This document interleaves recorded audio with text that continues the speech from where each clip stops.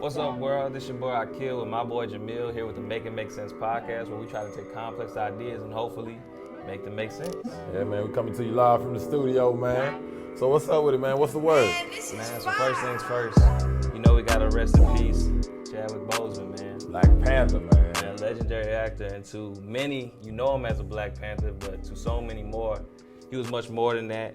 Like you see this picture we got up, I mean, he was Thurgood Marshall. Man, the Five Bloods, man, 42. Jackie Robinson. He was everything, man. Yeah, and that's supposedly him on screen and off, you know. Everyone that worked with him in the interviews that I've seen would testify that that's who he was. Yeah, man. I mean, he was really big part of our community, and not just for the adults, but also, you know, for the children, you know, for those of us who have sons, daughters and stuff, to be able to see yourself, you know, on that stage like that, and not like like one of them superheroes that don't nobody know about, like, right. You know, Green Lantern or something. Yeah. He was like Black Panther. Everybody knows who that is, you know what I mean? Like, that's a big deal. Exactly, and what Jamil was touching on is like the importance of imagery. And I have some more topics, and we have some more topics we'll touch on where we're actually getting to real life imagery, but it can also manifest itself whether it's on screen or through music or anything else. Imagery is important, and people seeing something a lot of times sparks the vision and the drive for them to go and do something, whether that be metaphoric, via like Black Panther, he's a superhero, a fictitious superhero representing a fictitious place, but to many, that could spark something in them to make real ideas and change and things like that happen and start real movements. And so the importance of seeing yourself in certain roles, you know, is key. So, you know, it's very unfortunate that we lost him. And yeah, man, may he rest in peace. And shout out to him and his family, all those folks, man. Exactly. Right. Rip, bro, what's the word, man? Look, I'm gonna let you take this one because you came to me, you said there's something you really want to talk about. Listen. I haven't seen it, so I don't even know what you're talking about. So I'm gonna just let you go ahead. So real talk. What you talking about first? Tell the people what you're talking about. So there's this new movie / documentary that just came out on Netflix called The Social Dilemma. Okay. And it's really like, it is such a magnificent like piece of work, bro. I'm talking about, cause it's a documentary. Okay. On one part it's a documentary, and it's the people, like, you know how you got like Mark Zuckerberg and like these people, like the big, you know, the big heads of these, you know, social media stuff. But it's the people, they're not the ones who are talking. It's the people who you don't know, who you don't see, like the people who like over the programmers. Yeah, the programmers and stuff. And I'm talking about, bruh, like they getting on there, and it's like even some of them were like crying, talking about like, look at what we do. Like it was this one Indian guy, I don't know what it is, like Chamith something, but he was like saying that like they did it with Facebook, they did it with Instagram, they did it with Twitter and YouTube and all that stuff. Basically, they exploited basic human psychology and manipulated it and made money off of it. And they were saying like the same dopamine receptors in the brain that respond to like cocaine and like weed and stuff like that, or like just basic like addiction and stuff. We get that same, like those same receptors are activated when we, like, you know how when you scroll and like say, you know, yeah, just real, like just being real. Have you ever like, I mean, cause I know I have, like when I was like, I went through this phase where I was like very, very like addicted to Facebook. Very addicted to Facebook. It got so bad to the point, and I'm just being real, where like I would post a picture, and then if I felt like the picture wasn't like if I didn't get like enough likes or some stuff on the picture, I would delete the picture. Like I was very, very addicted to that stuff. I mean, it's just, I mean, we can kind of expand on it some more. So go ahead. So you're saying that they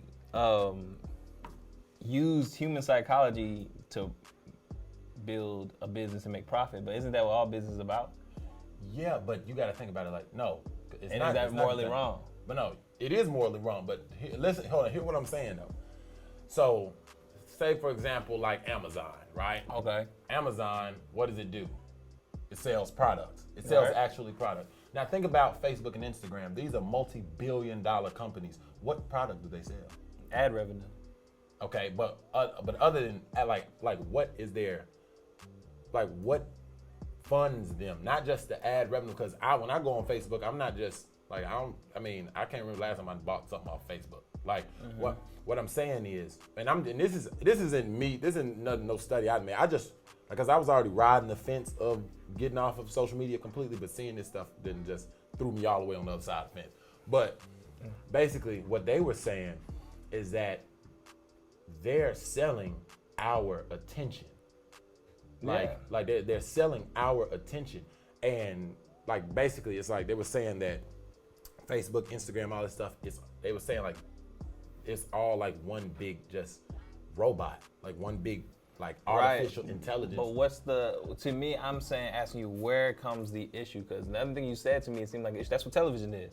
Like, okay, like television, if I offer something free and then I'm going to make money because you watch it, because viewership is money. I get what you're saying, but what I'm saying is, it's the fact that everybody is driven. Like, if you walk into a, I mean, every time like when I'm with my family or something, and I might walk into the room, everybody is on their phone looking like that. Like, at what point does that become a problem?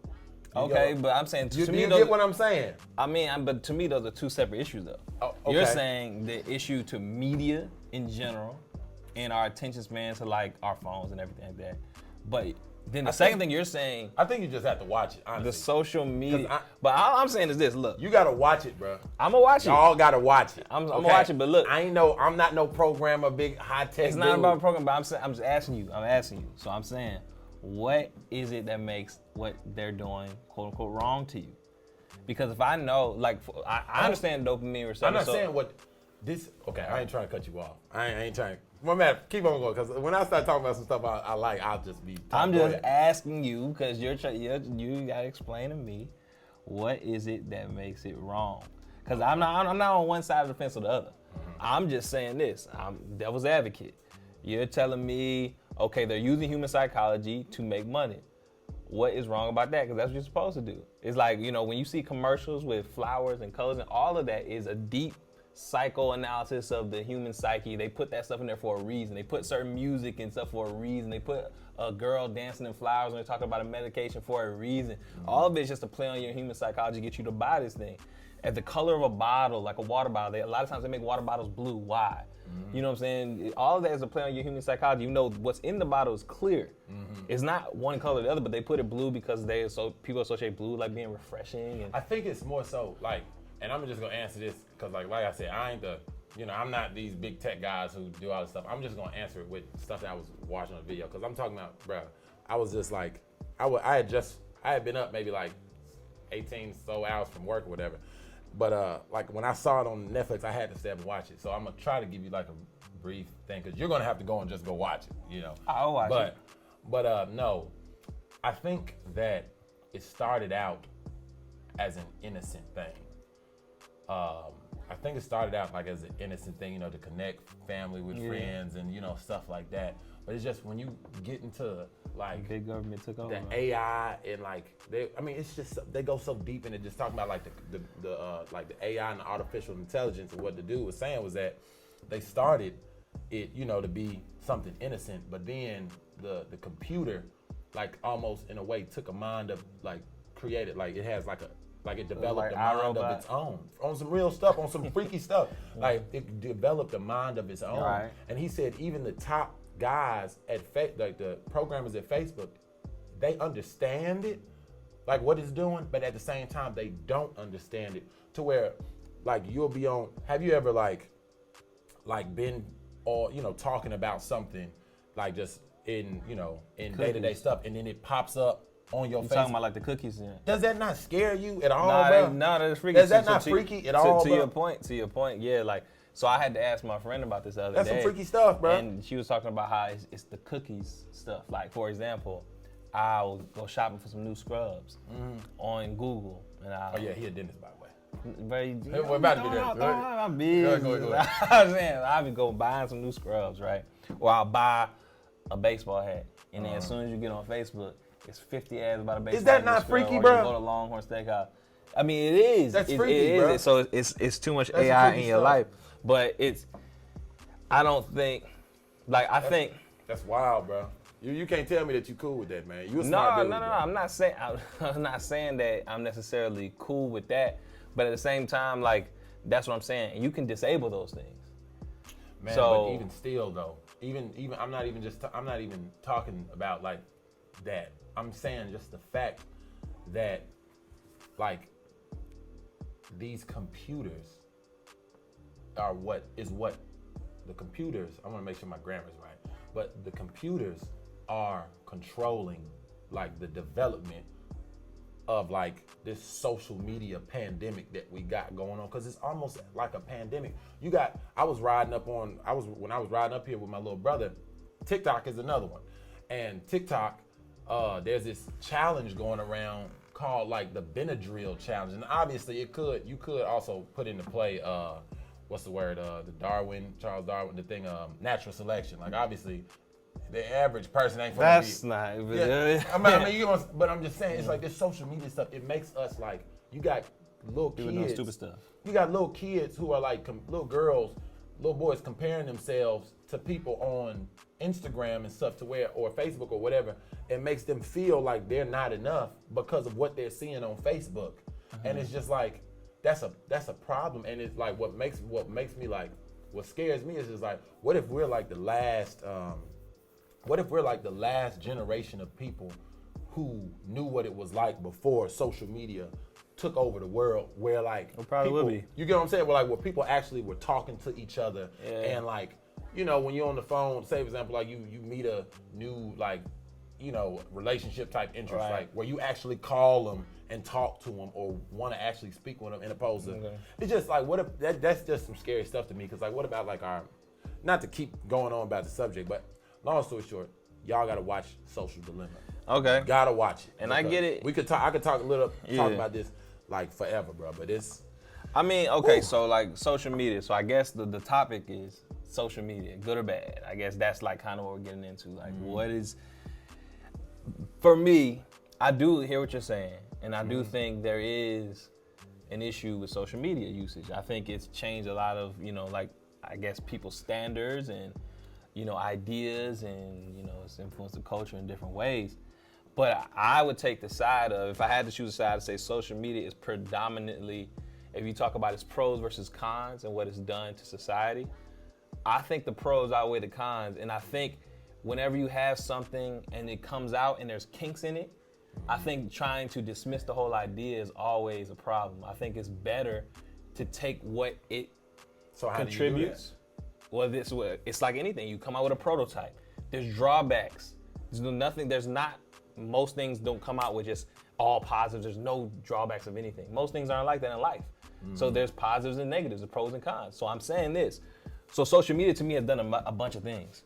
Social media has eliminated the ability of big media to gatekeep conversations. What do you mean by that? I'm saying, so for example, before, any type of news story about Trayvon Martin, whatever, it doesn't matter who it was, or Trump, or whoever you want, you have a news station who has their editors, and they can just control the narrative. They can literally say whatever they want to say, and that's the only source that we would have. And so if you're in Wyoming... Not necessarily. No. Talking about if you watch it on the television or something? I'm saying before social media.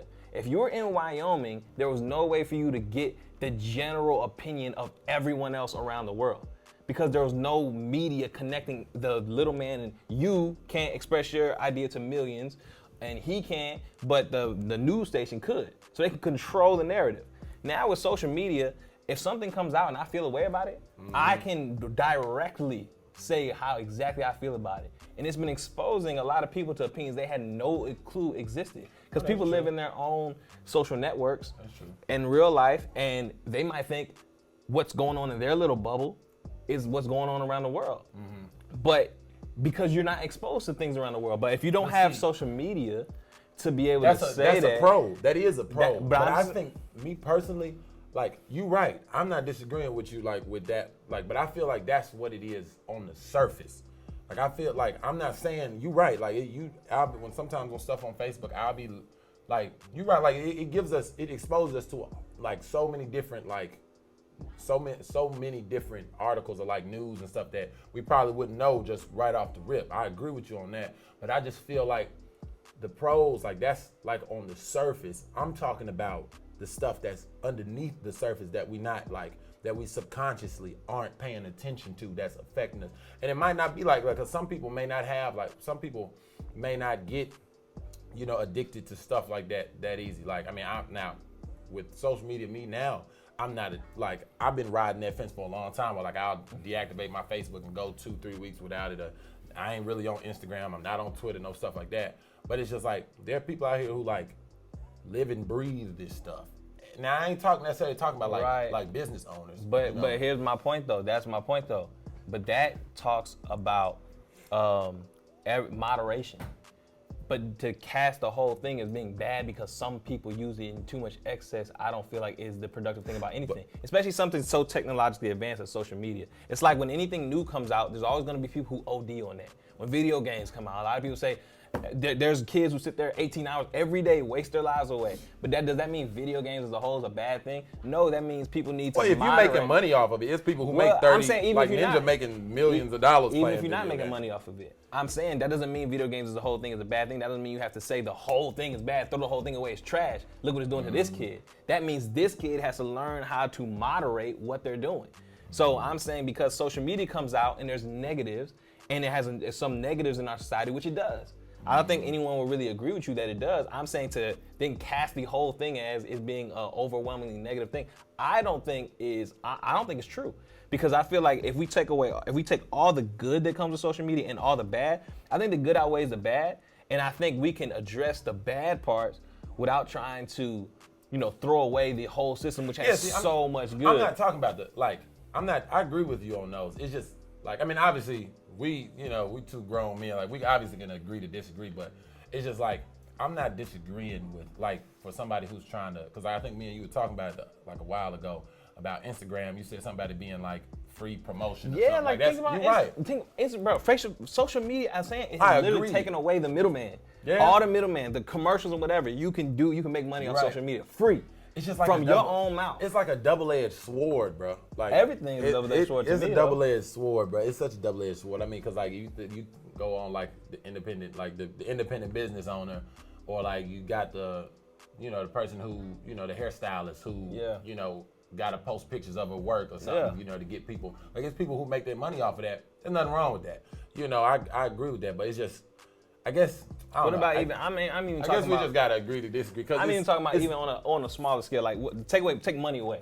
Mm-hmm. I'm not even talking about as a business move, because I don't feel like everything in life has to be an investment. There are things that people just do for the leisure. Mm-hmm. You know what I'm saying? So I'm talking about as a leisure time activity, social media. Mm-hmm. So I'm saying, is it a bad thing if Susan wants to look at her friends post their pictures about what they're doing, like share their experiences with the world? Because that's the other thing social media does. It just lets people connect. So I can be on vacation in Montana, and I want to show all the people that I rock with, or all people who are just interested in my life, even if it's a stranger. So if it's somebody, okay, but see, even if it's a stranger. But that's what I'm saying. So if it's that important to like share, like if you're in the Rocky Mountains in Colorado or whatever, if it's that important, why you can't just, like, if it's people who are really close to you, like, okay, you somebody who's close to me, or like my dad, or some stuff like that. If it's that important, why can't I just like, yo, take a Snapchat, be like, hey bro, look where I'm at, some stuff like that. Why do I gotta put it on Facebook? Like, who cares if somebody dude from California that I don't, Harry from California, I don't know. Who cares if he sees what I'm putting on Facebook? But I'm saying it depends. You could. But I'm saying, is it something wrong with people liking other people, giving them a prayer, or giving random strangers like a picture? It's like when families put up family portraits, and they put it up for display for not only the people that's close to them. Anybody who walks in that house sees that family portrait. Now I agree with you as far as like sharing. Like, really, I think it's a problem when people share like their deep, really personal information on social media. But I'm talking about just random things with like people going on vacation, people going to the mall or whatever, they want to post their latest fit. Let me ask you this. Why? What is the reason that, now I ain't talking about like sharing it for family to see it. I'm not talking about that either. But hold on, listen. What is the reason that people feel that drive to share it with people that they don't People know. like attention. Hold on. Yeah, so that's what I'm saying. This is where we was talking about the face value and the underneath hidden value. What is the true reason why we're showing why we do well, I don't do that. I'm pretty sure you don't do, but you know, people who like, what is the true reason why they take a selfie and do all of that filter stuff to put it on, you know, social media for people they don't even know to respond to it? Is it because it's easy? But hold on, people like attention. Yeah. People like validation, and people like to be praised. So that's what I'm saying. The people from these big social media giant hackers and programmers, they know that. Yeah. And so they're, I don't know, we can just go into this all day, bro. I agree, but I'm saying, my whole thing is that saying, why is that so wrong?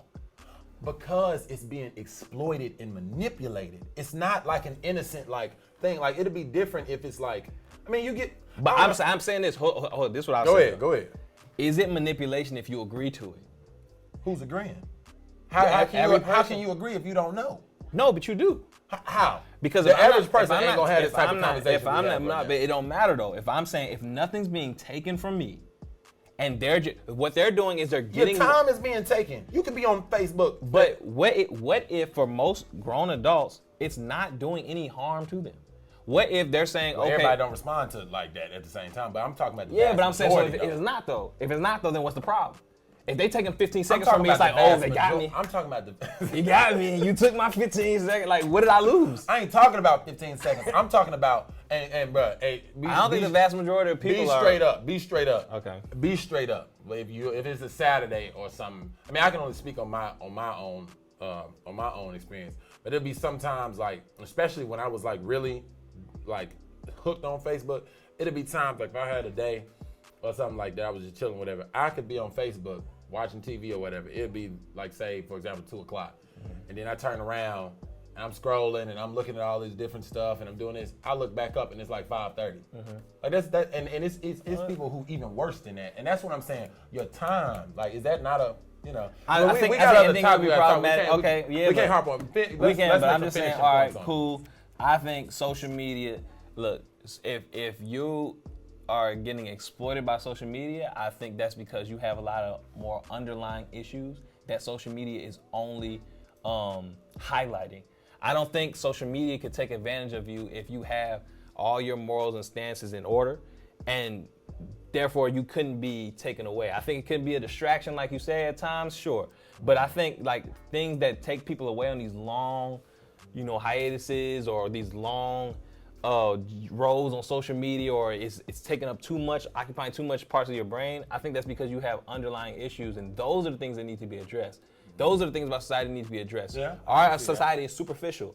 So social media taking advantage of the fact that y'all niggas are superficial.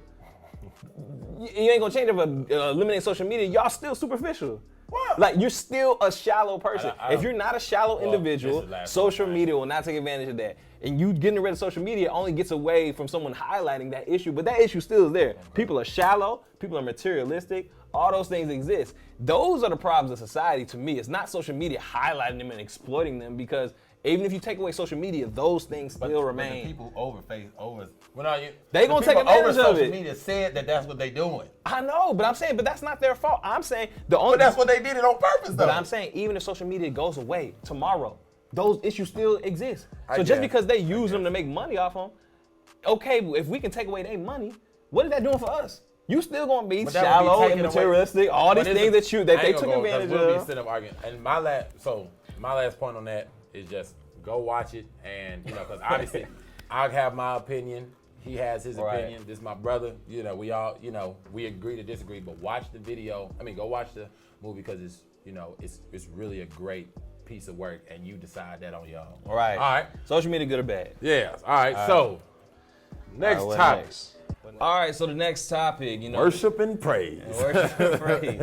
So, all right, so by the time you all might be listening, it might be, I don't know, this might be kind of old news by then, but whatever. By the time we're recording, it's still kind of relevant. We still gonna talk about it, though. We still gonna talk about it. So I call this segment Whopping Hip Hop, because we're not gonna spend the whole time talking just about the song WAP. As Jamil says, what's it stand for, bro? Worship and praise. Worship and praise. Yeah, You know man. it, bro. No, it couldn't stand for nothing else, yeah, right? Exactly, bro.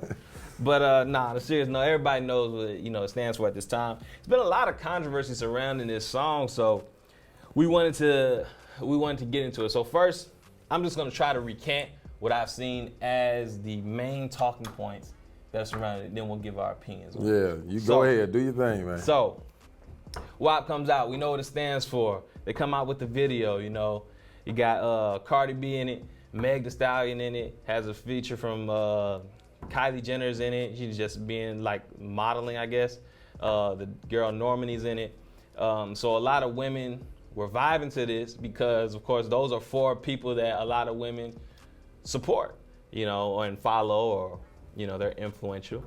And at the same time, the song, I think it's safe to call the song very explicit, or you can even go as far as to say vulgar or whatever. So you had a lot of other people, both men and women, but I will say probably predominantly men, criticizing the song for its explicit nature and saying, this is not good for the culture, it's not good for the youth, we're not trying to hear that.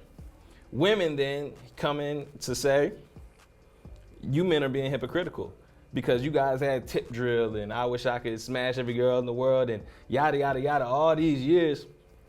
And y'all sung that twins, yin yang twins, bro. Like y'all sung all that faithfully. And then, but when we do something, now it's a problem. And then, and that started this whole kind of back and forth narrative, about influence of music, etc. What someone has, creative license, culture of hip hop and everything like that. So that's what we're gonna get into. So you wanna go first on your opinion? No, you take the wheel, bro. So let me ask you this though. So go ahead. When you first heard the song, like what was going through your head? When you first heard about it, when I heard about it, when it first, because look, I was thinking about like how it was like pumping it on Instagram and all over YouTube, and I'm sure it was on Facebook.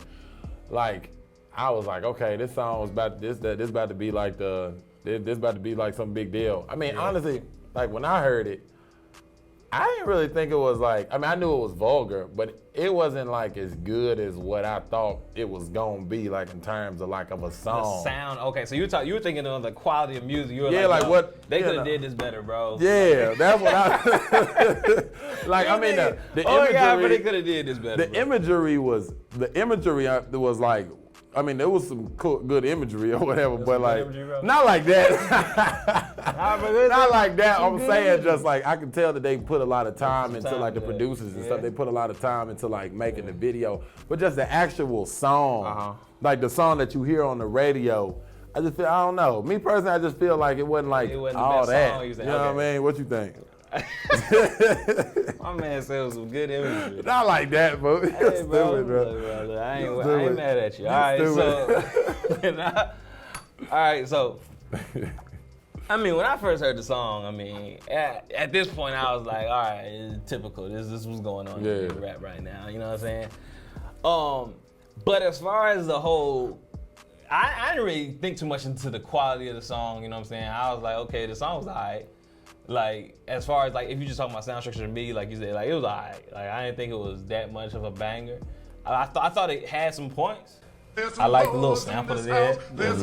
So, but anyway, as far as the criticism goes, for me, I honestly see both sides of this conversation because, like, I understand that women in hip hop, hip hop has been largely just a misogynistic, male-dominated sport for the longest. You had some women in there, but they're never, catapulted or championed as much as the men.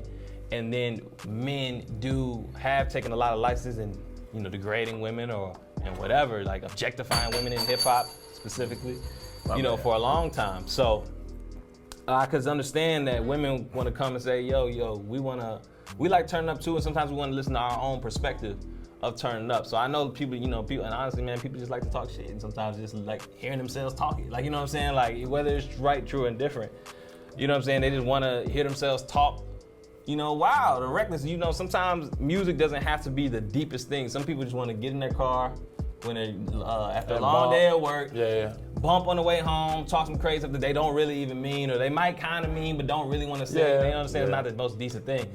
But at the same time, and this is why I said I didn't want to spend this whole thing about WAP, because I feel like if you spent the whole thing just trying to talk about WAP, I feel like that's inherently a little sexist. Because for me, when I hear songs like WAP, just like when I hear other songs, I think, yo, the state of hip hop, man, I feel like it's too concentrated on this area, this hyper-sexualized, hyper, you know, druggy, like this very superficial, shallow material. So it's not just WAP. WAP is just, you know, there's two women also doing it, and they got the #1 record doing it. So shout out to them for making the #1 record. And this is not a whole chastisement against like Cardi B or Meg. Like Cardi B, actually, her first album I actually liked. I didn't think it deserved album of the year. I thought Victory Lap should have won that. But Cardi B has had some songs where she's talked about other things. You know what I'm saying? She had Be Careful. She had some songs on her album where she delved into the more deep subject matter. Megan Thee Stallion, I haven't heard too much else from that. From Meg, that's not that. But she can rap. Yeah. So I know she's capable. But I think in general, you know, we have too much of a focal point in rap on this superficial subject matter than we do people talking about real substance, and it's really not the artist's fault. Yeah. It's more the consumer's fault, because whatever you demand is what people will supply. Yeah. Like I think Cardi B had an Instagram live where she referenced something like that, and she was talking about, you know, there's other female artists out that put out music, but a lot of people aren't streaming them. I mean, I don't fall in that category because I've been listening to Rhapsody for a long time. I love Layla's Wisdom, and you know, the last album. That's a big point though, cause like Chica got real quick. Chica got a new album that's fire. I listened to that whole thing. She's tough. Yeah. But go ahead. Yeah, I was just saying the consumer really dictates it, and I feel like in general, rap needs more. We need more of a balance. It's okay to have fun songs that really don't mean anything, because again, music is subjective. Sometimes you just want to hear something you like. You know what I'm saying? But at the same time, I feel like we can't just stay there. Like in all of it, we can't completely take away everything else. Like the XXL Freshman, I was listening to it's like 90% nothing and 10% substance. Yeah, nothing. You had like Jack Harlow had a good one, where he had some substance in his little freestyle Polo G. We had a couple more people, but most people are just on the same tip, and I feel like that needs to change, bro. Yeah. I mean, with me, I think I'm gonna start off just by saying, like, not to take it back to the whole WAP thing. But I just want to make a point that I was thinking about, like when you said it. It's like, you know, like growing up, you know, like I saw it like with how my father, you know, how he was with, you know, how careful he was with, you know, his daughters, and just like us in general, how we treat our daughters growing up, like how we'll say, like just like how you were saying, like how a lot of men had a lot of backlash talking about, well, what type of images is this for the little girls and stuff like that? Like how serious we take our little girls. Yeah. But it's like for our boys, let them do whatever. We let them do, you know, whatever. Yeah. We don't say the same, like, man, you know, the same song. You say, you know, like stuff, you know, just stuff like save yourself, you know, don't be out here having sex with this, that, and the other. Don't be doing this. So like when they got these, like, just like how I wouldn't want my daughter to listen to WAP. Why is it all right for me to let my son listen to what you get what I'm saying? Yeah. Like why is that value not the same? Right. You get what I'm saying? And I think that, and that kind of like lead me into this next, because I mean when it comes to rapping and spitting, you know what I mean? Like I just got a different perspective. I mean like you were saying, like when I'm in the gym, like I like listening to Finito by Chief Keef, and I'm talking about I'm a gorilla in the coop, you know, like every time I talk to that stuff, I don't live nothing like that, you know what I mean? But I be turned to it, and so I feel like it kind of goes like just to the whole thing. That's what the consumers like to hear. Yeah. Like when I'm just chilling, I like to hear like conversationalist rap, like Drake and like Kendrick Lamar is my #1 favorite rapper of all time. Then you got J. Cole, You know, just guys who like get on the mic and really like tell a story. Yeah. And stuff. But it's just like when I'm in the gym, you know, or like I'm about to get ready to go, you know, hoop or something. Like I want to listen to some stuff that's like gonna amp me up, you know. Yeah. But I want to make one quick point though. Like with NLE Chopper, right? I don't know if you've seen. I follow him on Instagram, man. And you know what he's been talking about lately about how spirituality and just like really getting like into like really like deep stuff. And he also said that he doesn't want to make any more vulgar music with him cussing. He don't want to make any. He doesn't want to make like any more music with him cussing and talking about killing folks. I don't know if you saw it, but my thing with that is, and it kind of go back. I don't think that'll make him like, in my opinion, that'll in a sense make him fall off if you think about it. Yeah, you know what I mean. That's not how he got on. He got on Shadow Flows, you know. Talking about shooting and killing folk probably ain't never did none of that stuff, but I mean, that's a whole nother story for another day. Yeah. And so I think you make some great points. It's also, I mean, well, we can get into, and I really do want to get into, but I don't want to take all the time, man. I want to get into also, there's subject matter, which is kind of what we were talking on. Like, I feel like, we should have some more substance in hip hop. I feel like just the balance is off. I'm not saying there shouldn't be, there's no space for a WAP, or there's no space for a Finito, or there's no space for NX. Because like he said, I listen to that stuff too. Like, you know what I'm saying? I used to hoop. I used to, be in the gym, whatever. We always came, March Madness, all that type of stuff. You know what I'm saying? It's for a certain thing. But at the same time, I feel like the balance is completely off. I feel like for a lot of people, that's the only thing that they're into, which is, your prerogative. But I feel like for certain communities specifically, it does have an influence. And I feel like, right now it's not overwhelmingly for the positive. Mm-hmm. So I feel like we can work on that. And, yeah, but I also wanted to one day we're gonna touch into the actual art of rapping, which I feel like is also kind of being lost. Yeah. Because that was just subject matter. Then we're talking about the whole technical skill side of it. It's a lot to go with it. Bro, it's a lot. It's a lot we can do with that. Yeah, we're gonna say that for another day. We're gonna say that because I feel like we're gonna run out of time doing that. All right, so we kind of gave our perspective on that. All right, so on a serious note. This is a conversation I've been trying to have for a while. I feel like it's very important for all youth out there, but specifically in certain communities which are more underrepresented. I feel like it even matters more. And if you're watching this on YouTube, I probably titled the video, "College is a Scam," or the misconception is college, or you're doing college wrong.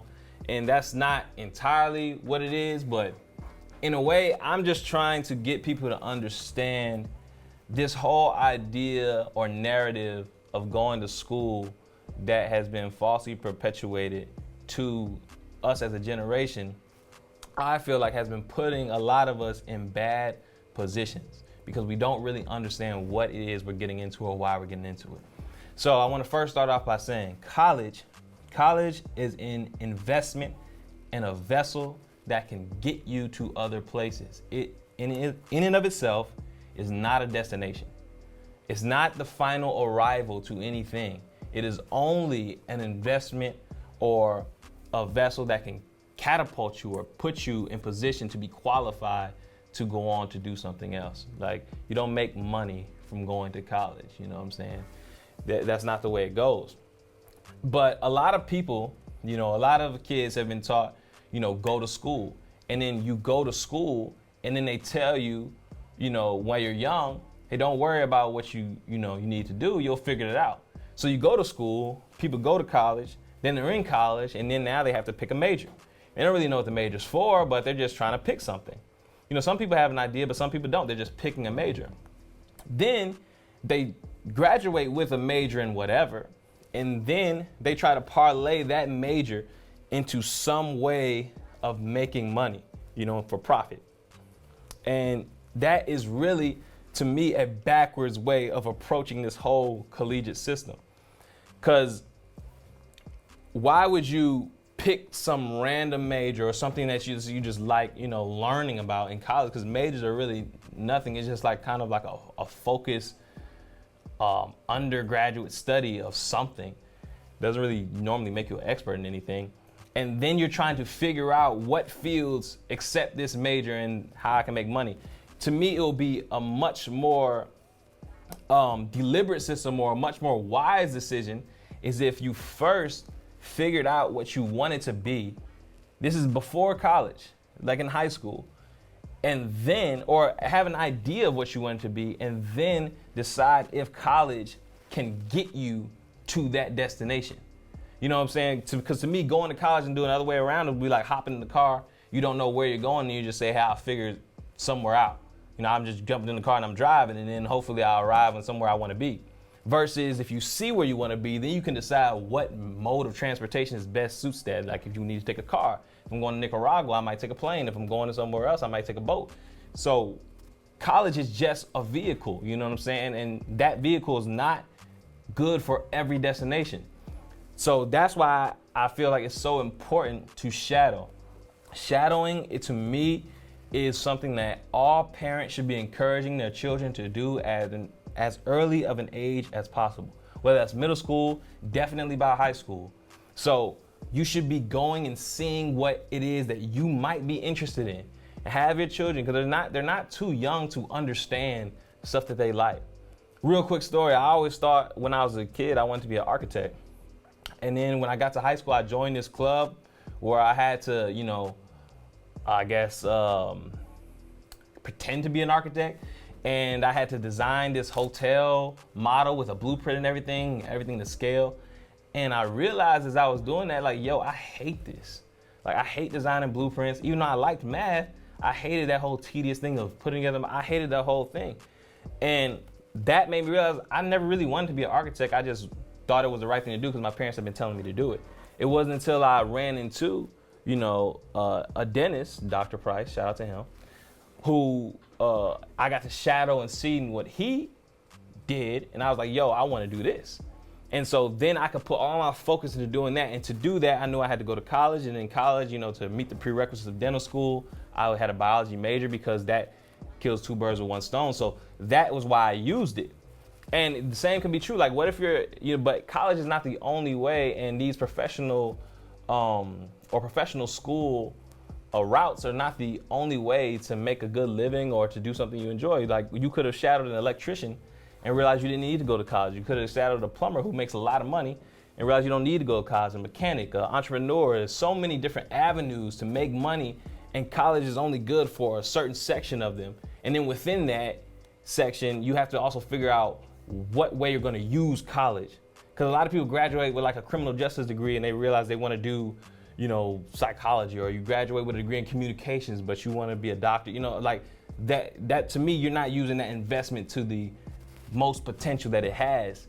And I think if we start earlier with that intentionality of getting our kids exposure and seeing what's all out there, you know, signing up for internships or just going to look and follow certain careers at a younger age instead of, you know, making all our summers basically frivolous, you know, times to chill, then I think we'll have more success and more people ending up in the fields that I feel like they were meant for, that they really want to get in. So I just feel like, you know, we got to make sure that we understand college is not a destination. It's just, you know, part of the journey that you can use to put yourself into some amazing positions. It's also a fun experience, but I don't think that warrants that type of investment, because a lot of times people will be spending $50,000 a year. If you're doing that for a fun experience, you know what I'm saying? To each his own, but I don't know if that's the most wise financial decision.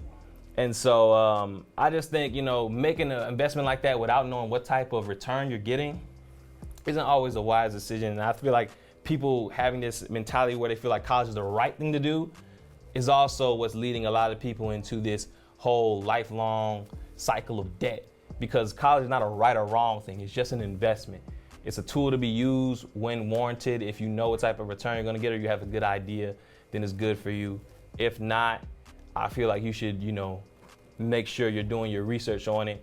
And I mean, if all else fails, you know, it is kind of a good experience, but I think for the most part, we have to start being more intentional about what type of futures that we want to hold.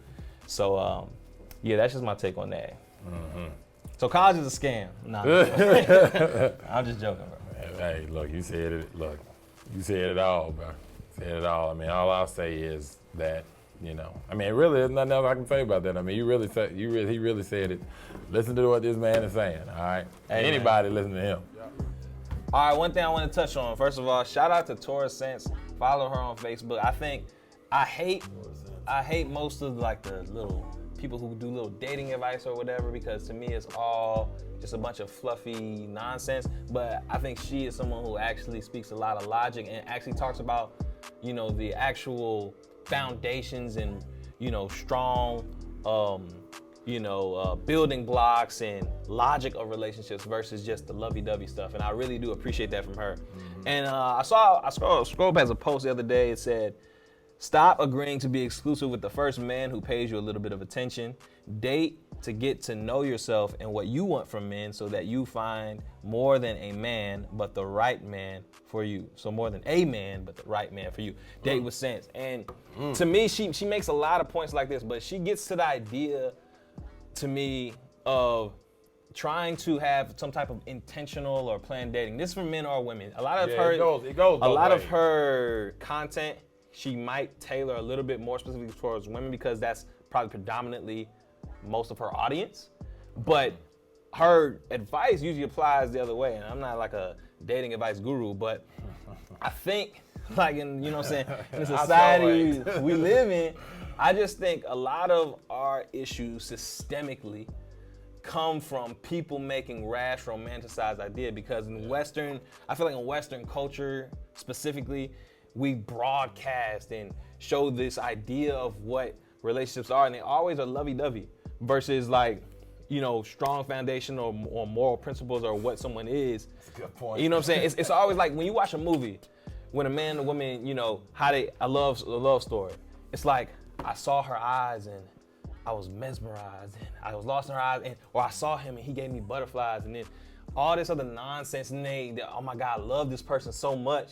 Yeah. And then they try to figure out who the person is. It's like a false, like, it's not a real, like, foundational type thing. Like, and it's like the thing I was saying with college. It's like, bro, why would you get so emotionally invested in something before you even know what that thing is really about? Oh, yeah, college. So anything. So it's like a relationship. People would like to get emotionally invested before they really know what is the meat and potatoes of that thing is. So why would you go?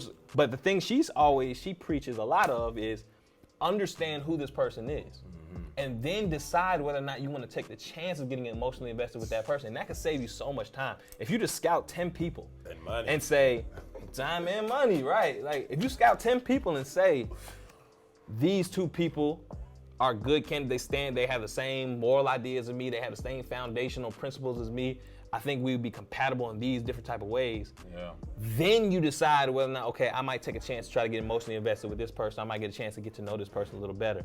But what happens is people do it the opposite way. They'll see somebody just like the vibe of that person, because that's the word, that's trendy word nowadays. You like the vibe of that person, you like the idea of a person, and you get romantically involved with a person and don't know anything about what they're about. Then that's why most marriages end in divorce and all these things, because you fell in love with the idea of what they. Or you just fell in love with a person, but you didn't really understand that person. Mm-hmm. You just loved, you know, what that person was doing for you, with that feeling they were giving you. And feelings are temporary, man. And I feel like a lot of that has to do with that. So that's why I really found what she always says to me profound things, and she's one of the few who I feel like offer actually sound, I feel like, dating advice to the public, because I feel like we need to do that. We need to stop doing things without intention, man. Bro, that's, you know what, and you know me, and you know my personal life, but I ain't gonna get into all of that. But like that is a very real, like that's real, especially like how you took it and kind of like expanded on it, like the whole idea of like falling in love, like with the idea of like what you like fall in love with, like somebody's potential, right? And that's such a dangerous thing, because like it's just a business of investing. Like, you know, you got good investments. Exactly. That's another topic we need to get on one day. But like, you know, you got good investments in the stock market, and you got bad investments. Right. You know what I'm saying? And like both investments is like you're making that investment off of what you think it's gonna become. Yeah. But it's like you make that investment, put that $300 into it, thinking that it's gonna be this, and then tomorrow something happened, and now you lost $280. Speaking from experience. So it's like, it's like the same thing with relationships, bro. I mean, I've definitely been there. I mean, people I know have, you know, been there deeper than what I have, and it really sucks, man. I mean, you really gotta get to know. You really have to get to know somebody for real before you like start like getting super involved. And that's why I said like that whole dating to get, what's it said? Dating to get to know yourself and which one. Like, but you got to think though. So like, what does that mean when she says like dating to get? No, not date to get, but like dating. Like, how do you feel about that? Like dating. Okay, go ahead. I think that's a great question because, bro, another post she had that took people aback when she said it. She said women should be dating way more than one man at a time, and then a lot of women were like, "What you mean?" She's like, they thought she was advocating for women to basically be like hoes, like you know what I'm saying? But she's saying that's the reason because you guys' idea of dating is not mine. My idea of dating isn't getting romantically involved and having sex with men. She's saying you don't have to have sex with nobody when what she calls dating is basically like interviewing. Like just understanding, that's like real. Suiting. So she's saying, I'm saying what's when you have a position, right? You got a position that's open. Touching on some dangerous stuff right now. It's a very important position, right? Think about it. If you were a CEO of the company and you had the most important position available, would you take one interviewee at a time and get all invested in his personal life and whatever, and then realize if he can do the job right? No, you see who all you feel like can do the job right. Maybe you may have 20 applicants. You're gonna narrow that down to a good 3. These are the most appropriate applicants. Then out of those, then you'll get to, because some people don't even get an interview. So the people you interview are only the ones who you feel like are even qualified. So then I start, after I get the people who are qualified, then I start interviewing. Then I get to know you, your personality and other things. Now I see what that stuff matches. But people do it backwards. They get to know the personality and stuff, then try to figure out if they're qualified. You playing the game backwards. So when she talk about dating, she's talking about understanding, this is again for men or women. You're understanding who you feel like is qualified, who you feel like is qualified to be a wife, who you feel like is qualified to be a mother, who you feel like is qualified if you're not into marriage, you just want to have somebody as a life partner. Whatever you want, you figure out if this person will be good for that. What do you mean life partner? What does that mean? Some people are like into Will the and Jada, like that. I don't know, bro. Like, I'm not trying to judge people. Is what I'm saying. Everybody's idea is different. Some people have different ideas than me. No, I feel you. You know what I'm saying? So I'm saying whatever you want, figure out if people are qualified for that position first, then begin delving in to if you want to get emotionally invested in whatever. So that's why she's saying date different men at a time. She's saying interview different men at a time. And don't be up there sleeping with them, because once you start sleeping with them, men or women, now you're emotionally invested. And now you're emotionally invested with somebody who could potentially go bad. And that's how a lot of that bad, you know what I'm saying? That's very true. I think that, but like that's some real stuff. I don't know who that person is, but her name's Tora Sense. Follow her on Facebook. Yeah, well, she's dope. How I feel about Facebook. But no, for real though. Like I think different people come to that realization at different times. Yeah. Like some people are lucky enough to, have that personality trait to think, about stuff like that. Yeah. And then like just right off the rip. Right. And then you got other people who learn through life experiences. Right. You get what I'm saying? 100%. And that's definitely some deep. That's some real stuff right there. Like it's so many ways we could take that conversation, bro. But people definitely need to start. People definitely need to start doing that. Yeah, bro. They need to date with sense, man. Like you really start to, like, you got to start looking at people, like just because people are always gonna put off, like, like when you first start talking to somebody, like, you go through like that 3 or 4 or whatever month, like infatuation phase, cupcake phase, they start talking, and like they're gonna show you their best self always. But then it's just like, what about when that stuff ends? How are you when you get upset? Right. What like limits are you really willing to take it to when you get upset? Are you able to control your tongue? Are you somebody who results to physical violence when you mad, or you can't understand? You can't get through an argument. I mean, it's so many. That's a whole different thing, bro. And just real quick, just put like it's like an analogy. There's another analogy I just thought of. It's like if you were going to go buy a home. If you're a smart homeowner, you're going to look at things like the foundation and where it's built and where it's located and things like that. If you just go and you like the wallpaper and you like the furniture, you know what I'm saying?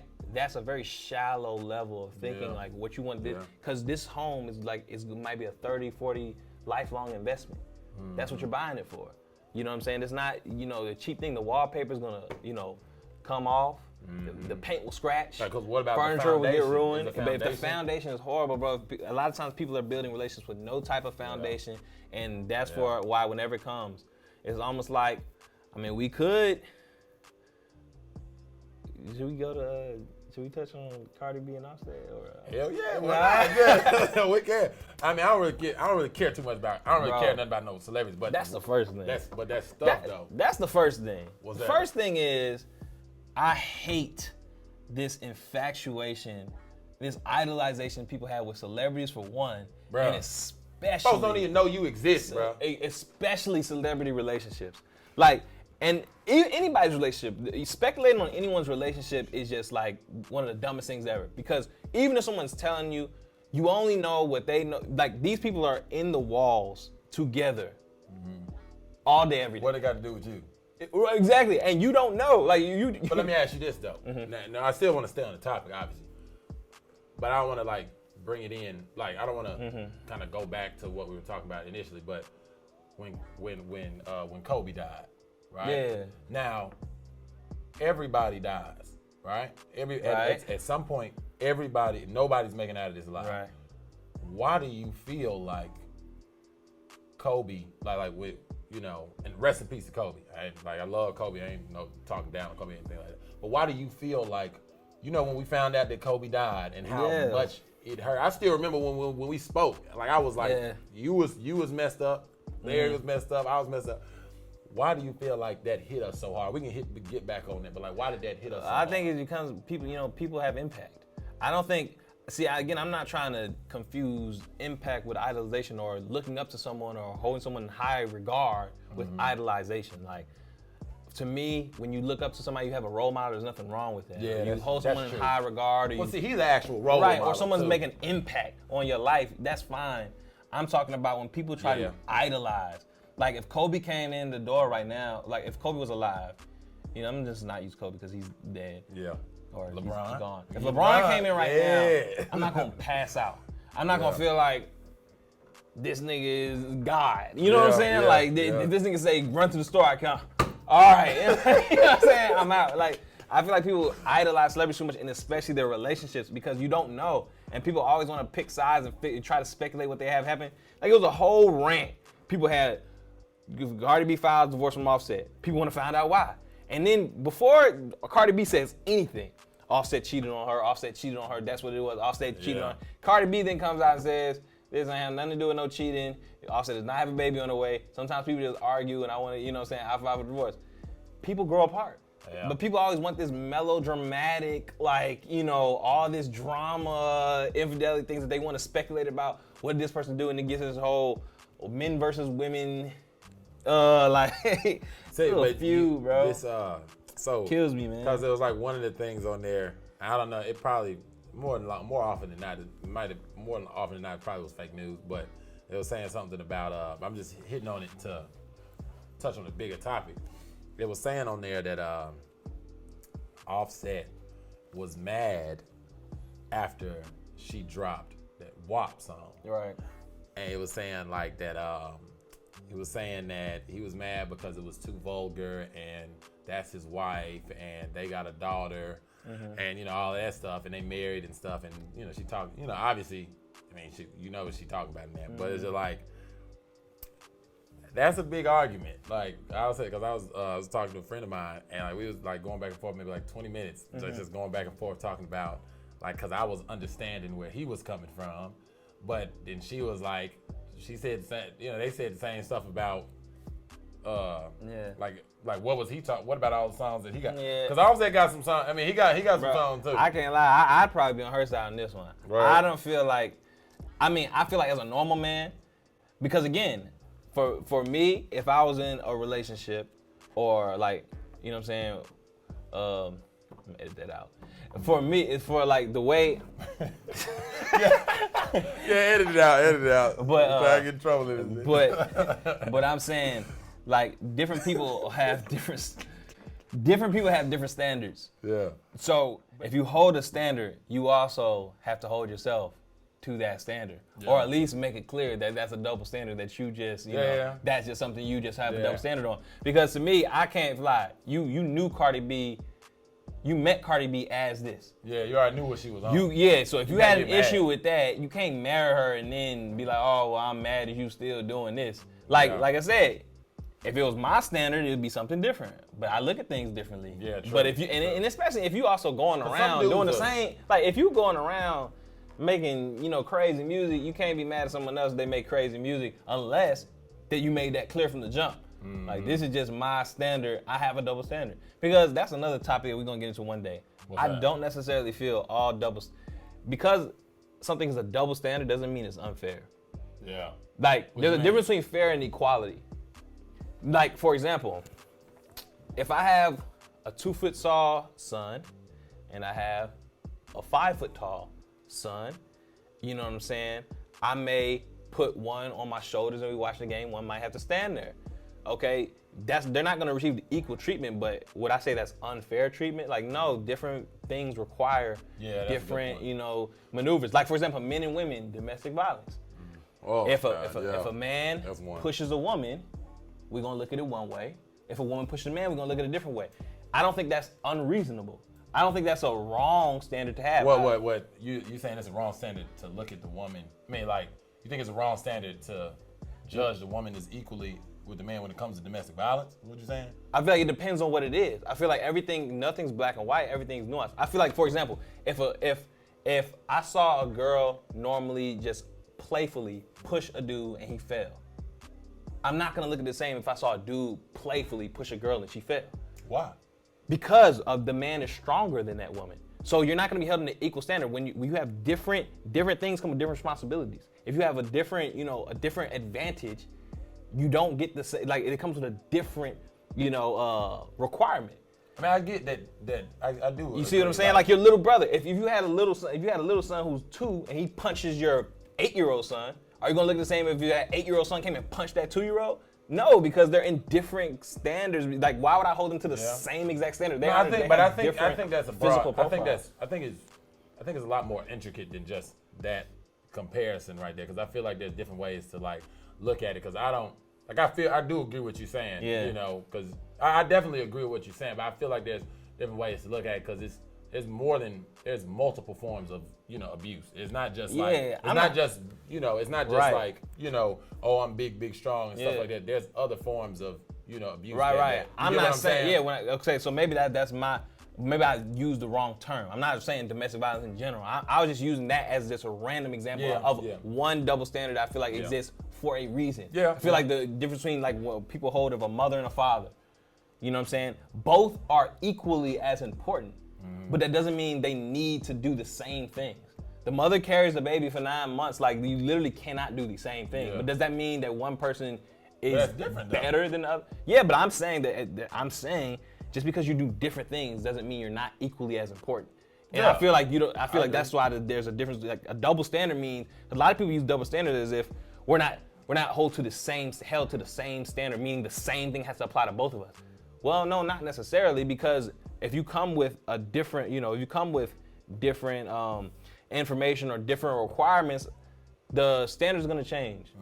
I feel like that makes sense. That's logical, and I don't think that's the same thing as being unfair. I don't think unfair and being not held to the same exact thing, is the same thing. Yeah, no, I feel you. I mean, that's a whole different topic because we'll sit up in here and talk for 3 hours about one topic, but no, I definitely agree with you on that though. But here we go. All right, so let's get into some rapid fire takes.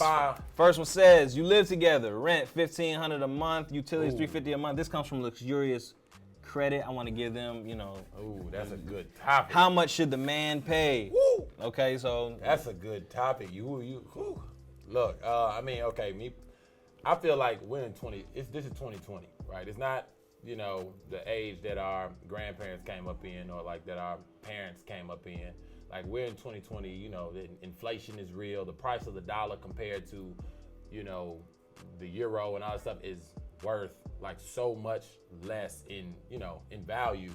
I feel like me personally, and when you have a vast understanding of that, I feel like me personally, well, number one, if you're living together, y'all should really be, I'm not necessarily just gonna say, I'm not even gonna get into that. But I feel like y'all should, number one, have a deep understanding and compassion for each other, where you love each other, all that stuff like that. Yeah. But as far as rent, utilities, Wi-Fi, insurance, ladies, because I know how the whole gender roles and stuff go. I feel like you have to, in some way, be understanding. And I'm not necessarily going to say it should be, split half and half. I'm not going to say that. But I do feel like it should be an equal amount of effort to make it run. Me personally, I think it should be a good way. If you're an adult, like I'm an adult, I'm a grown man. If you're an adult, like I feel, Lord, if you're an adult and you have your ducks in a row, I feel like it should be an equal amount of effort. I'm not necessarily gonna say it should be half and half, but it definitely should be an equal amount of effort so that one isn't getting more tired out than the other. I'm shut up. Okay, I feel that, and I think that last way is a good way to put it. I mean, for me, I hold some old school traditional values as far as man being provider, whatever. So like that, for me, that's kind of how I look at it. Mm-hmm. But it's also with the understanding that everyone's situation is different. Like you said, it's again not the same era it once was. I mean, you could have. I understand if you could be married to a woman who makes $1 million a year. You might make $75,000 a year. So clearly, I don't hold that same situation. Everyone's situation is different, and like I think for myself, I do look at it in that way where I want to be able to pay for everything, and I don't want necessarily like my woman to have to contribute in any way financially to like my living expenses. Let me ask you this, not to cut you off. Let me ask you this. So, like how we were talking about like college and stuff. You go to college, you get a 4-year degree, making 50. That's being generous. Like making 42. Like I think when I came out, I was making like 40 something like in that area. Like, and say for example, okay, you got that, you got a job, and then she did the same thing, making the exact amount of money. Does that same idea stand where? Well, that's what I'm saying. For me, it applies to me. So like that's exactly how I look at it. You know what I'm saying? That is how I look at it. Like, but that doesn't mean that there's other ways that I feel like a spouse's finances could aid a household. Yeah, more than just bills. I ain't right. So I ain't talking about just bills. That's what I'm talking about. Okay, so like for example, like living expenses, whatever. Like of course, it's way more than just So I'm saying if you all wanted, let's say you both made $300,000 a year, and you guys wanted this dream house, which was $1 million. If you guys wanted to chip in and get that mortgage.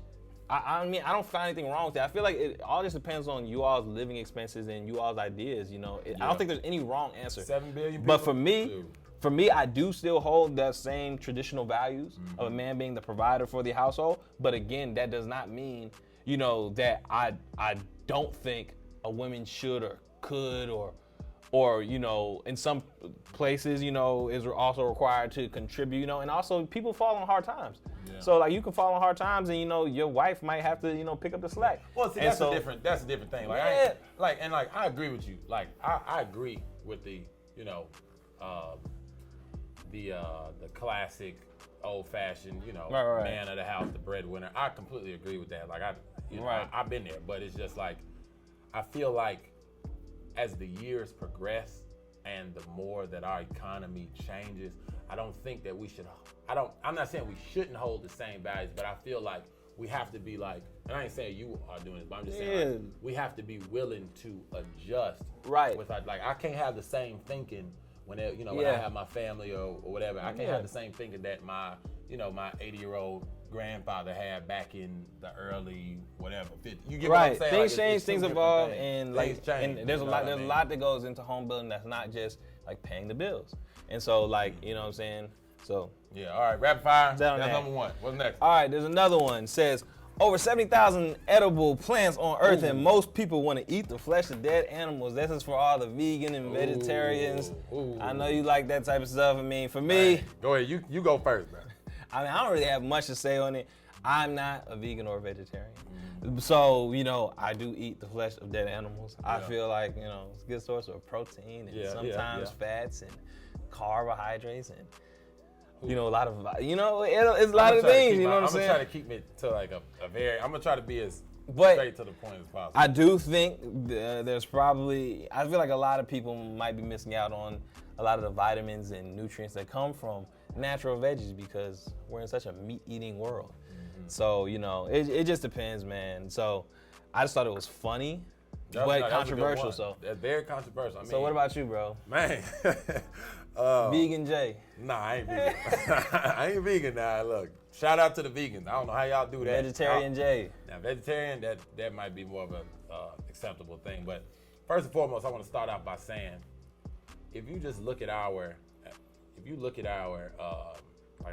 makeup, our bodies, like just going off of our teeth, and you may know a little bit more than me, but like our teeth, if you look at the teeth of a carnivore, not somebody, but like an animal, that is a carnivore. If you look at the makeup like of their teeth, like that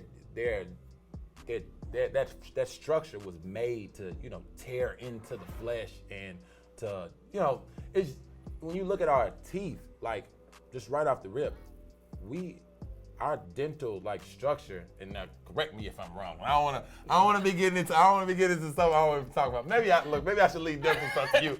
That ain't me. But basically, I'm just gonna speak from experience. What do you feel been eating vegetables? What do you feel about being a vegetarian? Look, the man started looking at me like, bro, what you talking about, bro? But no, straight up though, I was playing ball. I had played ball overseas for maybe like a month and a half or so, and then I was training or whatever out of state, and I decided that I wanted to switch to I wanted to try being a vegetarian because I heard about like there's some a lot of like vegan athletes, like I think Kyrie is a vegan. I think what's his name, Michael Porter Jr. He's a vegan. I mean, there's a lot of different like athletes are like vegan, vegetarian, and stuff like that. So I was like, well, you know what? Why not? And so I tried it. And I mean, my discipline level is pretty good.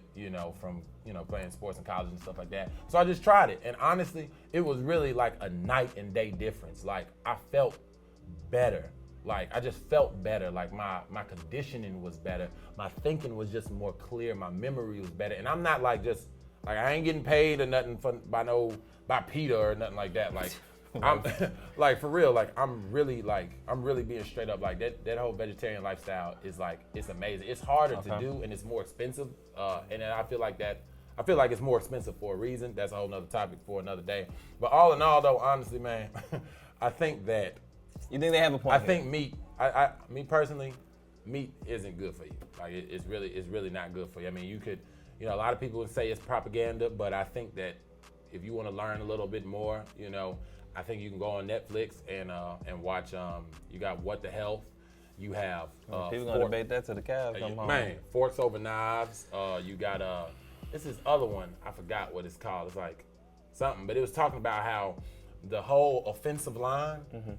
Of the Tennessee Titans, right. They're either all vegan or all vegetarian. Oh, there's one thing too. Don't think that like it's this age-old myth that in order to get like for my guys who trying to get buff and stuff, don't think that the only way to get buff is to eat a whole bunch of meat. It's way more ways to get protein. I mean, I'm not gonna get on here and get on this whole thing. And I mean, at the end of the day, I feel like regardless of what anyone believes, I think what we probably can all agree on is that the level of meat consumption, especially in Western cultures, is probably a little skewed. Even if, like, again, I'm not against eating meat, but I do think we probably have an issue with the amount of meat that we probably eat, especially in Western cultures, as compared to a lot of other cultures, and probably all over the world. So I think we can all eat more vegetables. I started talking about dental stuff. He looked at me like, what the hell you talking about? All right. Look, I started talking. I was like, hold on. Look, you know what? I don't want to talk about too much because I'm like, I have a whole dentist sitting next to me. I'm like, maybe not make myself look stupid. I'm not an animal dentist, bro. All right. Up next, Deion Sanders decided he wanted to coach at JSU, Jackson State University, at HBCU, for those of you who do not know. HBCU. Jackson, Mississippi. The in the SWAC conference. Shout out to... You know about that. Shout out to Valley. Shout out to Jackson State. Shout out to Alcorn. Shout out to Grambling. Shout out to all y'all, man. Shout out to everybody, man. I got love for my HBCUs. Shout out to the HBCUs, man. So this is a sports story, but it's much more than that. It touches on a lot of bigger issues, about, black athletes, how someone can monopolize, talent, Yeah. Monopolizing black talent, and you don't have any ownership of it as a community. And again, this is not. Sometimes I think things are funny when people think like these type of topics are race baiting. People call something like it's not race baiting. It's reality, man. Like it's reality. This is real. It's a real issue when the predominant amount of talent comes from a certain community, and they don't profit the most off of that talent. Man. You know what I'm saying? That same community isn't profiting the most off the talent that they're producing. That is, to me, just a human issue anyone could understand. You know what I'm saying? Here, it happens to be black talent. It's in the sports of football and a lot of times basketball. It's but in basketball too. It's in basketball. Look at Memphis. Yeah. And so the reason why a lot of black people get excited about stories like this is because we have a history in this country beyond, all the oppression and, all the subjugation and all. I can get into so much of that. But look, beyond all of that, we have a history of building our own institutions and then sending all of our best talent away from those institutions. And now we're integrated where basically all of our talent and riches and resources, which is our human resources, are now used to be mass products for another industry that does not benefit us. Yes. Shipping out our dollar, our efforts and all of our talent to help some other industry. It can be where you're talking about hip hop, basketball, football. It's crazy that we innovate something or we make something so. That's the history of the country. I mean, that's our history. And then we don't benefit that much from it. So when we see something like this, with Deion going back to JSU, we know it's going to bring in better recruiting, and that's going to help fund that school better, which is going to help black education, which is going to help the black people advance more in the corporate world, because now we'll have more qualified candidates, and it will the list will go on and on and on. Yeah. And so, that's why we see something like this, and it's just a domino effect. And it's a big deal. One man can make a big difference. So, What do you think could come from this? And I'll talk after you. Well, what do you think can come from everything. Sanders doing this? Everything. If we take a lot of our talent and put it and funnel it into trying to advance our own community, we wouldn't need anyone else to offer some type of stimulus or, subsidize, our own infrastructures. Mm-hmm. We could fund it ourselves. If you think about a lot of the money that comes from Duke basketball, where is it coming from? Kentucky basketball. What is the number that the NCAA generates? I don't even. I'm sure it has to be in the billions. No, right? It's for sure in the billions of dollars. Okay. Each institution is making multi-millions of dollars. It's in the billions of dollars. Right. Multi-billion. That's how they can pay coaches millions of dollars a year. Mm-hmm. They can get millions of dollars shielders on top of that. And it's like, if we funnel that in to our own institutions. You got the SWAC, you got the MEAC. I think it's one more that I'm missing, but I know for sure the SWAC. I'm talking about, because I played football. I had the experience to play at a predominantly white school, big school in the SEC, and then I also played in the SWAC. At the school called Mississippi Valley State. Shout out to Valley, the Devils. But seeing the difference, the talent at the school I was at in the SEC started from the same level that the guys in the SWAC was at. Because when I say that there are some dogs playing in the SWAC right now, but I think I don't think the difference is in that dog mentality is there. If anything, that dog mentality is really in the SWAC for real, because at the SWAC, you got to get it out the mud. You ain't got these multi-million-dollar facilities and multi-million. The food is a big deal, and y'all know what I'm talking about. But the food is a big deal. The facilities is a big deal. The coaching staff is a big deal. All the living conditions are a big deal. But that dog mentality, is there. But I think the biggest issue, to hit what you was talking on, is that money, imagine if even a quarter of that money was touching the HBCUs in whatever conference you in. If even a quarter of that money was being filtered back into them HBCUs, it would be over with, because the experience The experience I got playing at Valley with the bands and the tailgating and all of that stuff. Yeah. The whole different thing. The PWIs, there's no offense to PWIs or to the people who went to PWIs. There's nothing wrong with that. You know, the parties and all that stuff is good and stuff like that. But it's just like the experience at a PWI can't even hold a candlestick to how it was on homecoming. Everybody and their mama is out there sleeping for 2-3 days in they camper. You come out, you hearing the bands and the trumpets, and you hearing the snare drums and the majorettes and the drum line and the frats.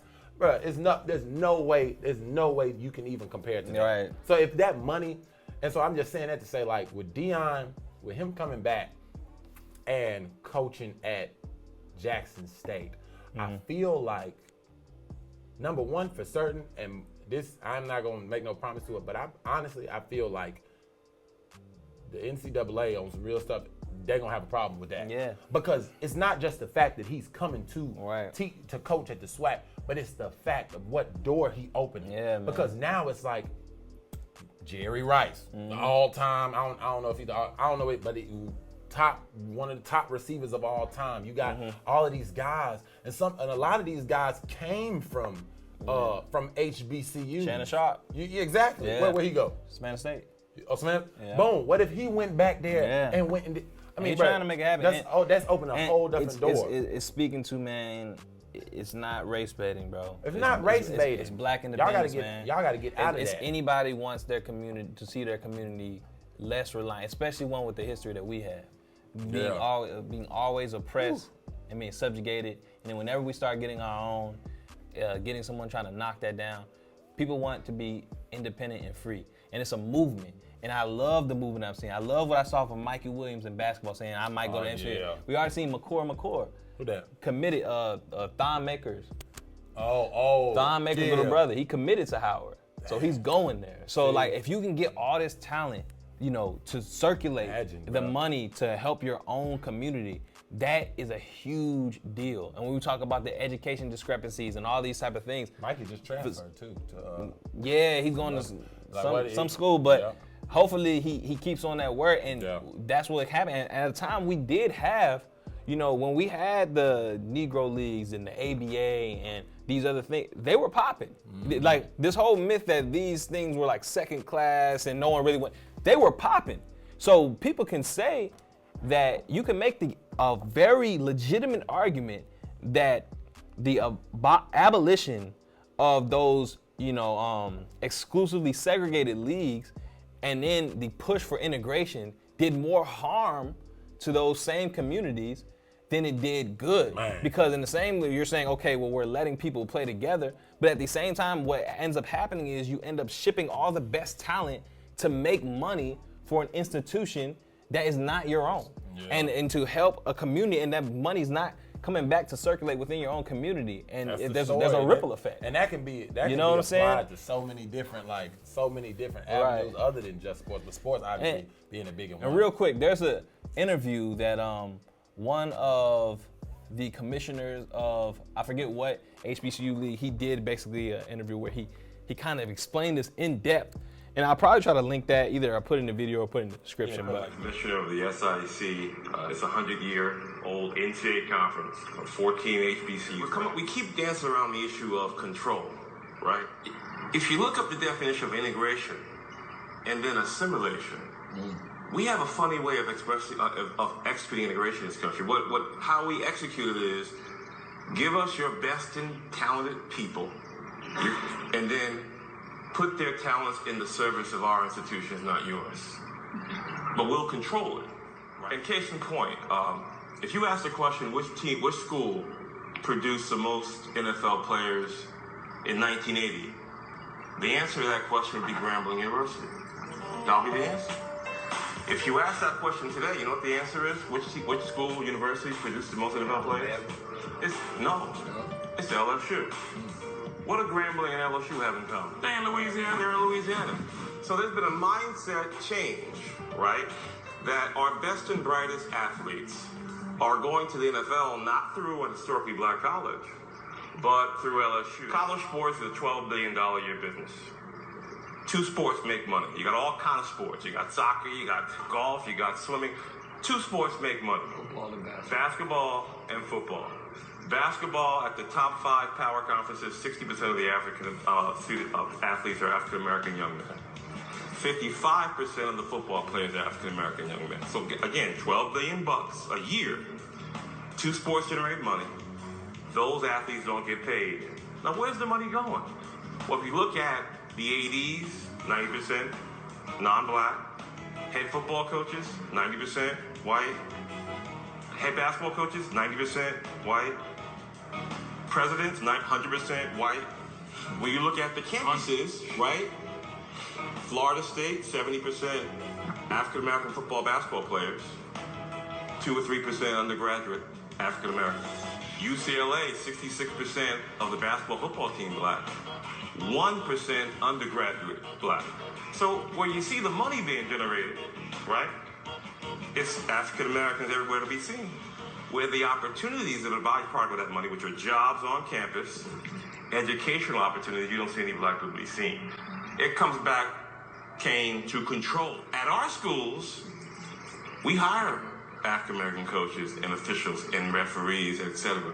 I'll make one last point to crystallize this. People talk about how Jackie Robinson integrated baseball. Right. And Jackie Robinson was my hero. What he did took a lot of intestinal fortitude. Mm-hmm. But it's inaccurate to characterize what he did as integrating baseball. He was assimilated into baseball. That was not integration. Because guess what? In exchange for one job, we gave up Negro League Baseball. Right. And by the way, Negro League Baseball was successful. You had black general managers, you had black coaches, you had black ticket takers. So in exchange for one job, right, we gave up ownership and control of an entire league. And we didn't get another managerial job until Frank Robinson in the 70s, 40 years later. So again, the red herring to me is, well, who's running, who's in control? But I think he did an excellent job of elaborating on what I'm saying.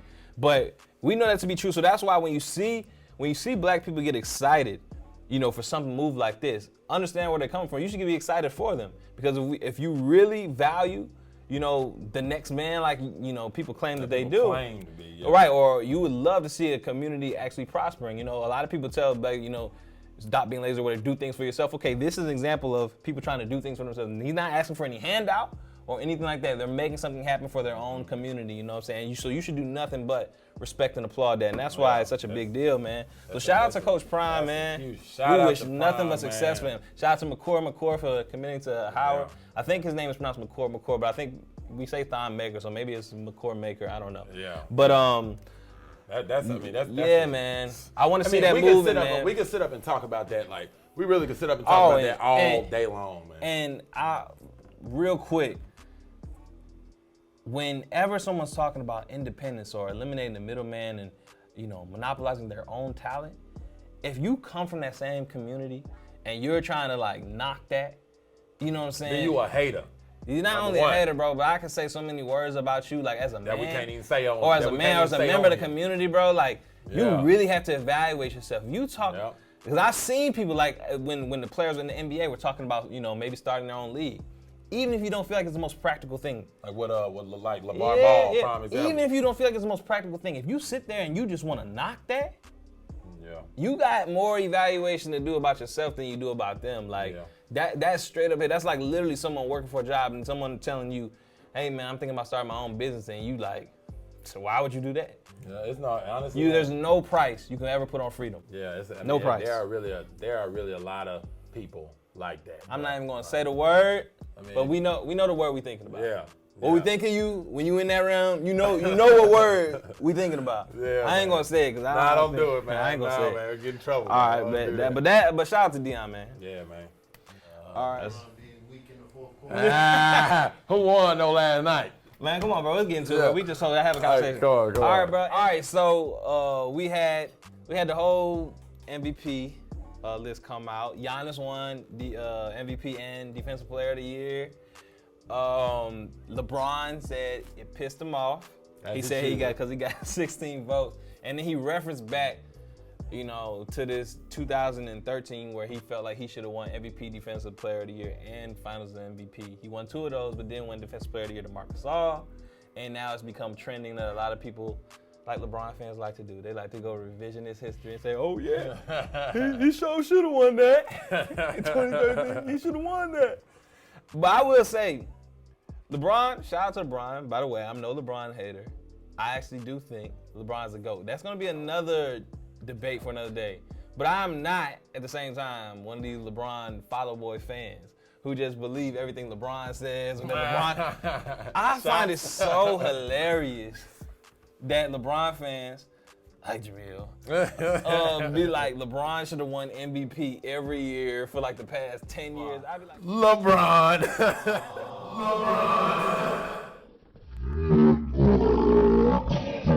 I'd be like, bro, that takes away. Y'all act like we didn't actually watch what happened. I say this, LeBron has never missed an MVP that he should have won. LeBron James has never missed one MVP that he should have won. I don't think there's one time someone else won MVP and LeBron actually should have won it. I feel like every time he should have won it, he did win it. And I feel like there was one he won that I feel like D-Wade should have won. But I feel like just because you could be the best player, which also this notion that LeBron James has been the best player for 15 years, I feel like it's crazy. It's literally absurd. But just because you're the best player, one, doesn't mean you had the best season, which is what the MVP is. The MVP just captures who had the best season. Best players don't always have the best season because, again, they have different priorities. But I do agree that in 2013, LeBron James should have won Defensive Player of the Year. I agreed at the time. I felt like it was ridiculous Marc Gasol won that over him. But just saying that. Wow. And LeBron James did not deserve MVP this year. Giannis deserved it. He had a better record. He had a worse team with a better record, and he did more. Had better numbers. He did everything. Mm-hmm. So, and it's only about the regular season. Is Giannis a better player? No. Did he have a better regular season? Yes. Go ahead. So, first I'm going to start this off by saying that LeBron is the GOAT. but no, on a serious note, this guy sitting next to me is one hell of an NBA analyst. So sometimes you got to learn to pick your battles. But I will say this, though, when it comes to LeBron and, Giannis is a hell of a player. But I feel like, with basketball, I personally feel like when it comes to like stats and stuff like that, I feel like sometimes we get too, like as a community, we get too caught up in like numbers and stats. I feel like, me personally, what makes LeBron the greatest player, let's stick, that's a whole nother argument, we ain't gonna get into that. But what makes LeBron, what I feel like why he was cheated at the MVP this year, I just feel like he does a lot of stuff that just doesn't show up on the stat sheet. Like this just the way that like he reads the game and I ain't gonna get too deep into it. It's just me personally, I just feel like he should have won it over Giannis. Well, number one, Giannis is at the house. But then again, they're going off of a regular season award. They are going off of regular season. I just feel like, I don't know. I feel like that should be something that should be determined like at the end of the year. I'm just some lowly. I agree with that. I'm just some lowly, spectator. I'm just a lowly spectator. I agree with that part. Just like the rest of us. I'm just spectating the game. But I feel like it should be held off to the end of the year because it's just like I just don't see how. I feel like the entire season, I feel like it should be everything. I don't think it should just be that one NBA season because he's at the house right now. Yeah. He's at the house watching LeBron playing, hoping that you get what I'm saying? Yeah, but to me, I feel like I agree with that sentiment right there. But I feel like the solution is they should just give out the award right after the season. I feel like it's ridiculous that they wait to the playoffs, so now people going to change who the MVP was because I do think it's important to have a regular season award because if not, nobody would care about the regular season at all. Like people already don't really care about the regular season. That's what I'm saying. But I'm saying though, but look, the regular season you got to think about is the bulk majority of where the whole entertainment is coming from. Most of the game is in the playoffs, so you still want if I'm the NBA, why do I want people to not care about where the bulk of my money is going to come from? Which is the regular season, because that's where people sell out arenas. People like to see basketball. Yeah. So you want somebody going hard and actually caring about the regular season. You want to reward that with just the MVP. Because at the end of the day, there is a finals MVP. If you want to talk about, saying. So would you rather be the season MVP or the finals MVP? But I'd rather be the finals MVP, but I think there's a reason to have two awards. I don't think there's a reason not to have the award because you're not, you know what I'm saying? You can reward two people. One person could have been the regular season. We all know who the better player. Because again, if there's a who's better, who's the better player? LeBron James. If we said who's the better player award, he's not the best player in the league though. And you think Giannis is better? No. Who better? KD. Well, yeah, KD. But KD ain't play though. Now I ain't gonna lie. KD, hey look, KD I ain't never best player in gonna the league. I ain't no fool now. KD is the coldest scorer of all time. Right. Like he's 7 feet, moving like a guard, shooting the three from half court, can slam it. I mean, do everything. IQ on a million. but I feel like at the same Everything. time though, I mean, I feel like when you say player though, are you saying he's the best scorer or are you saying player? Because when I hear basketball player, I'm hearing like all aspects of the game. All aspects of the game. I think You get what I'm saying? Last time I've seen Kevin Durant, to me, he was the best player in basketball. And I think sometimes versatility can be a little bit overrated. Because would you rather be an ace of a couple things or a jack of all trades? Which one's more valuable? I think sometimes being an ace at 2 things might be more valuable than being a jack at 5 different things, for sure. But what about if you an think ace about of it. 5 things though? Like Yeah, you get what I'm saying? But I'm saying, what if this nigga is the joker at the 2 most important things? You know what I'm saying? Like you think about PJ Dozier or JJ Redick. PJ Dozier, you might not even know who he is. He's just a random dude who he can do more things better than JJ Redick. JJ Redick does one thing really well, but we all know who people take on the team. JJ Redick got a $20 million contract. PJ Dozier is undrafted. Yeah. But PJ Dozier does 5 different things probably better than JJ Redick. He defends better, he dribbles better, he can finish better. All these things. JJ Redick, all he does better is shoot. But because what he does is so much more valuable than all the little solid things that PJ Dozier does, like, you know what I'm saying, he's a better player. So I feel like just because you're better at more things doesn't mean you're a better player. Yeah, we got the Lakers and the Nuggets. Then we have the Heat and the Celtics. What are your takes and why? I will say I was 100% wrong about the Nuggets. I thought they were pretenders, but they've shown me that they're actually legit. Jokic is a big-time player. Jeremy Grant is a hell of a player. He's a player that everyone can use on their team. Jeremy Grant, get you a Jeremy Grant. Jamal Murray, you know, he's a bucket. Like, he's taking his game from, like, this guy's playing around really good, but this guy might be really like at least an all-star, but maybe even a superstar. Michael Porter Jr. coming to his own. So, of course, I think the Lakers are going to win. Yeah. I think the Lakers are going to win. I think that's given. I'll say Lakers in 6, though. I think a lot of people say 5. I think the Nuggets will win again. Really? I think Nuggets win. They feisty, bro. They feisty. They believe. They believe. They ain't going out. Like, they ain't rolling over at all. I'll say this though. Lakers, I don't feel like if something were to happen to like Bron, let me knock on it like. But no, if something like were to happen to Bron, I feel like the Nuggets would take it without question. Yeah, for sure. But like, I feel like as long as LeBron is healthy, and he got AD, you know, on his side, and he got it's really just AD is the other superstar, but I mean he got his other guys, whatever. I feel like as long as LeBron is the brain of that of that team, they going all the way. You know. But what about the Heat and Celtics? Man, that's untalked about. Because I feel like if the Celtics meet the Lakers in the playoffs, Lakers gonna run through them. Yeah. But what do you think about the Heat meeting them though? See, the thing is, I'm iffy, Butler, bro. Man, he a dog, man. He a different type of dog. Butler a dog, but I feel like people sleep on the Celtics got some dogs too now. But I think they're gonna I think I kind of hope the Celtics win because I feel like they're more talented. I feel like they're for sure more talented, so I would like to see the more talented team win. Even though I do. It depends if they show up too, though. Yeah, I think they gotta figure. Kemba got to show up. Yeah. Jason Tatum got to show up. I mean, he hooping though, but then, and then you got what's his name, Jaylen Brown. He got to show up. You know what I mean? Like everybody got to show up and be hitting off on all cylinders too, though. Yeah, I mean, look, I'm saying Jaylen Brown to me is gonna play hard. Marcus Smart. One of my favorite players. Marcus Smart was one of my favorite players in the NBA. He's a real dog. He's a real dog. And he does so many little things that people don't look at. Yeah, he improved his J too, man. And did he make an all-defensive team? If he didn't, that's crazy. Yeah. Like, the all-defensive team is a whole different thing. Maybe he did. But that's crazy. But, yeah, like, I kind of want the Celtics to win, but at the same time, either way, I feel like the Lakers have such a big advantage, like, over someone else. I feel like maybe the Heat would be a better matchup for the Lakers because they got Bam who can kind of try to guard AD, and then they got Jimmy Butler. But then Bam gonna have to worry about Dwight Howard too. Yeah. Like that's another thing. People be sleep on Dwight Howard, I swear bro. They do, bro. Like because this media, like you know how we were talking about like the media, they control such a narrative where it's just like they make Dwight Howard look like he a bum or something. Yeah. Dwight Howard I mean, Yeah, exactly. Come on, bro. This And Superman, man, jump from the free throw line with 2 feet. Right. Come on, man. And to go off that point, if you go, like, people act like Dwight Howard's had bad years. Like, he got hurt one year with the Hawks. But other than that, when he was with the Hornets, he had very good years. He had 2 good seasons with the Hornets, you know. But they were trying to say something about like he's like a cancer or something. Yeah, like that's just the media, man. They'll take anybody and make him a cancer. Not saying he done everything right, but come on, man. And media, bro. Yeah, man. But so we got the Lakers winning it all. Football. GOAT. Bron. Win it out. That's what I like to hear. Nah. But as far as football though, I can't really sit through.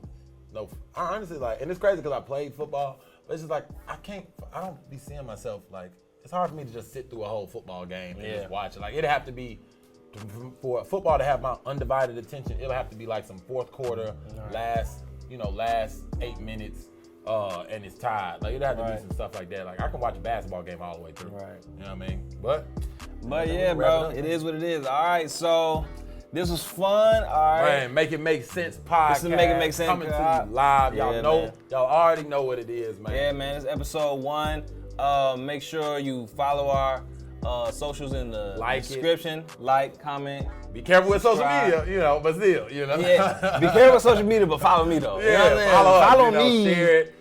But you might want to deactivate it after that. Yeah, deactivate it. But still follow me. Like all my pictures, bro. Make us pop. You know what I'm saying? But yeah, bro. Man. All right, man. This is Akil. Jamil. All right, peace. That was it. That's dope. I like that.